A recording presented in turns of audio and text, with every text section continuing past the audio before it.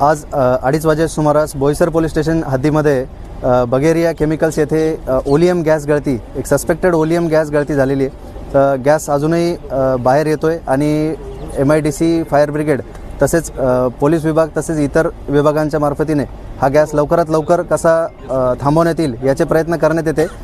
Police आणि जिल्हा प्रशासनाकडून नागरिकांना विनंती करण्यात येते की आपण हे जे काही गॅस लीक होतोय ह्या दिशेने त्यापासून वाऱ्याच्या विरुद्ध दिशेने आपण प्रवास करावा।